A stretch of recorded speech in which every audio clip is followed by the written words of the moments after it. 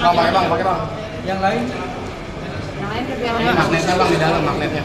Ini lagi nih bahaya. Bang, kemarian bang. Nah iya dah. Ukuran dia sini. Dua HP ya, lu ya? Iya. Dua HP. Bang, ajan bang. Dah. Nggak pas bang, cukup bang, cukup. Bang foto dulu bang. Bang foto dulu bang sini ya. bang. Kalian Ya bebas. Lu kesel gak bang kalau lama? Jadi yang lain nanti dibagi ya. Iya bang. Udah belum? Dah, yuk. Yuk. Bang, sip. Oke, udah bang. Ya, siapa yang mulai duluan? Mungkin hari ini Oke, Bang. kabar reskrim ada agenda mungkin. Ya. Jadi agenda hari ini kita ya menyampaikan surat ya kepada Bapak Kapolri ya. Tetapi surat yang kita sampaikan pada hari ini mohon nanti ditanggapi bahwa kegiatan dan agenda kami hari ini objektif ya. Kenapa kami sampaikan ini objektif? Karena berkaitan dengan hukum acara, kemudian berkaitan dengan Undang-Undang Nomor 2 Tahun 2002, berkaitan juga dengan Perkap Nomor 6 Tahun 2019. Artinya apa?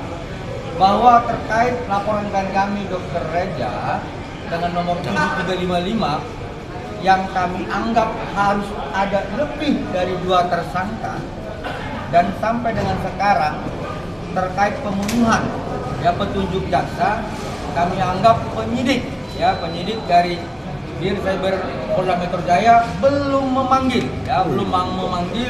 saksi O dan saksi S. Artinya adalah bahwa dengan perbuatan seperti itu, maka kemudian hari ini kami menyampaikan kepada Bapak Kapolri melalui surat kami untuk dilakukan gelar perkara khusus ya.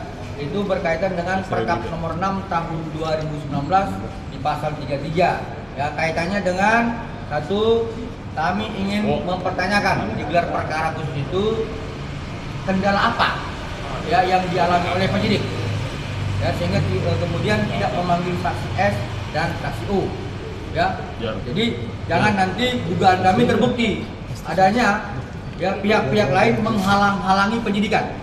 Dan kemudian di dalam gelar perkara khusus tersebut kami menginginkan agar dibukakan ya hasil uji lab forensik terhadap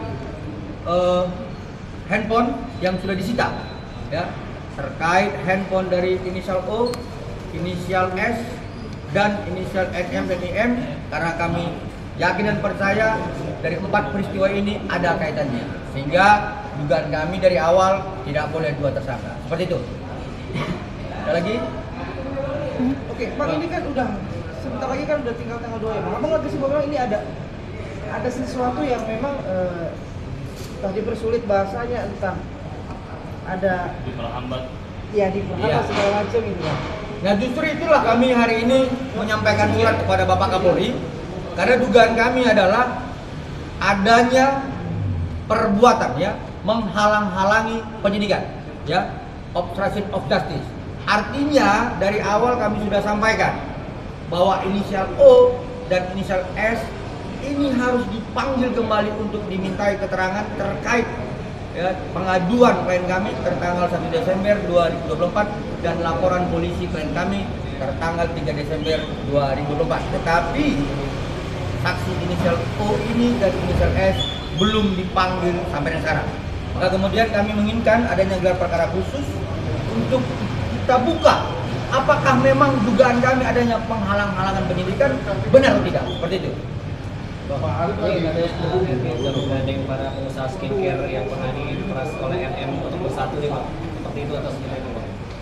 Kalau dikatakan menggandeng bukan ya, tetapi fakta hukumnya adalah bahwa bukan hanya klien kami saja ya, bukan hanya klien kami saja yang menjadi korban terhadap dugaan-dugaan peristiwa tindak pidana yang seperti dilaporkan klien kami. Sehingga kemudian ketika klien kami melaporkan dugaan tindak pidana terhadap NM, IM, dan inisial O, lalu beberapa brand owner yang lain datang dengan sukarela mendukung, seperti itu. Yang lain? Pak, kalau dari Dokter S kan selalu bilang Gak usah lah maksa-maksa orang nggak bisa jadi tersangka, kok dijadiin tersangka, maksa banget sih, ngabut banget sih, gimana tuh Bang Tanggal Bang? Nantangin nih bang. Jadi sebenarnya begini, kalau soal itu ya saya serahkan jawabannya kepada sejawatnya ya, Dr. Andreas ya. Karena kan Dr. Andreas juga sudah mentersangkain dia di Polres Medan dan juga sudah pakai sudah ya. Ya, itu. Sebelum dari Nah, kita dulu, jangan dijawab dulu, penjawab. Sabar dulu sih. Enggak, dia nggak boleh tersangka di mata ini. Jadi sebenarnya kalau kita melihat peristiwanya, ini kan ada peristiwanya, sehingga bukan memaksakan untuk dijadikan tersangka, tapi memang hukum ini kan harus berjalan dengan tegak lurus ya. Kalau memang dia harus ada faktanya, ya dia harus masuk gitu. Karena memang kalau kita lihat dari pelaporan ini, peristiwanya ada, buktinya ada, semua sudah ada, semuanya itu ada. Gitu. Jadi bukan untuk kenapa harus memaksa, nggak seperti itu. Sama juga seperti kasus saya, ya memang dia ada mengatakan hal-hal yang melanggar undang-undang, sehingga dia harusnya memang tersangka harusnya. Jadi bukan memaksakan, tapi memang udah seharusnya. Nah, terkait gelar perkara khusus ini sama seperti yang saya alami sebelumnya, dilakukan gelar perkara khusus atas Dumas ya, pengaduan dari pihak tersangka, bahwasanya yang saya alami ya di dalam adanya gelar perkara khusus ini dilakukan dikarenakan adanya sangkaan atau dugaan si kenapa kok bisa jadi tersangka, sehingga akan dicek bagaimana perjalanannya, kenapa kok bisa menjadi tersangka. Nah ini kebalikannya nih, nah kenapa ini tidak menjadi tersangka gitu. Jadi terbalik dari kasusnya saya. Jadi saya rasa ini langkah yang harus dilakukan. Jadi begini, sederhananya adalah kalau si tersangka Amira di Polrestabes Medan memohonkan gelar perkara khusus di Barreskrim, bisa. Kenapa tidak? Ya, klien kami Dr. Reza Gladys tidak bisa memohonkan gelar perkara khusus. Tetapi ini terhadap kenapa tidak ada yang tersangka lain, begitu. Ya, begitu dok ya. Jadi kedatangan beliau kemari adalah mendukung rekan sejawatnya yang juga klien kami Dr. Reza Gladys terhadap permohonan agar dilaksanakannya gelar perkara khusus. Bagaimana beliau juga ya sudah dimohonkan gelar perkara khusus terhadap laporannya. Seperti itu ya. Jadi kita mohonkan, kita berharap adanya ajas equality before the law ya. Harus sama di mata hukum. Jangan nanti kalau ada campur tangan sesuatu, di sana bisa, di sini enggak, seperti itu ya. Ini kita ingatkan kepada pihak penyidik dan Kapolri, seperti itu. Bang, ini kan udah hari ini abang ke Mabes Polri ya. Ada langkah-langkah selanjutnya nggak Bang sih? Kemana lagi kira-kira Bang untuk mencapai sebuah keadilan yang harus ditegakkan ini Bang? Ah, ini dia, ini bola nih. Ya. Jadi baik, terima kasih rekan-rekan media. Langkah kita selanjutnya adalah kita akan menyurati Wasum dan juga akan menyurati ke Kadif Propam, serta juga kita akan menyurati surat perlindungan ke Komisi 3 DPR RI. Karena perlu rekan-rekan semua ketahui, di sini Direktur Reserse Kriminal Polda Metro Jaya, Bapak Roberto Pasaribu, kami anggap telah menghalang-halangi proses. Dugaan kami telah menghalang-halangi proses penyidikan terhadap perkara ini. Kenapa kami mengatakan Pak Roberto Pasaribu menghalang-halangi? Kami juga menghalangi perkara ini. Pertama, dia telah memberikan izin kampanye terhadap handphone milik saksi O. Padahal baru 1 hari disita. Selanjutnya, berdasarkan peristiwa hukum tanggal 14 kemarin terkait BAP tambahan, semua pertanyaan itu mengarah ke saksi O dan saksi S. Maka seharusnya sebelum berkas itu dikembalikan kepada kejaksaan, Pak Roberto Pasaribu selaku pimpinan penyidik dalam perkara ini mengambil keterangan tambahan dari saksi O dan saksi S.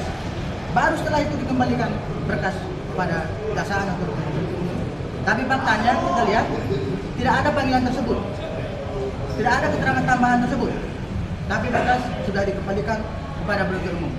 Maka dari itu kami akan melaporkan ini ke Propam, melaporkan ke Irwasum dan meminta rapat dengan pendapat ke Komisi 3 DPR RI. serta juga kami tegaskan dalam seluruh rekan media bahwa kehadiran kami hari ini adalah untuk memohonkan agar dibuatkan gelar perkara khusus. Ada yang memintakan nanti di dalam acara gelar tentang petunjuk P19 apa yang kemarin diberikan penuntut umum yang tidak dipenuhi oleh pihak kepolisian. Itu nanti akan yang kami rencanakan ke depan. Oke, ada lagi? Ya. Cukup? Bang, mungkin update sedikit dong bang. Kalau klien abang dilaporkan terkait uang prestasi. Kemudian ada yang ingkar janji karena kejadian itu lalu diperingatkan bahwa dia sudah lalai. Nah, terhadap ketentuan unsur wan prestasi, ya saya pastikan klien kami, Dr. Reza, tidak pernah melakukan perbuatan wan prestasi kalau dilihat dari unsur dari wan prestasi. Dan kemudian kalau kita lihat unsur pertama dari wan prestasi adalah adanya sebuah perjanjian kesepakatan. Sebenarnya klien kami nggak mempunyai kesepakatan terhadap tersangka NM dan tersangka IM.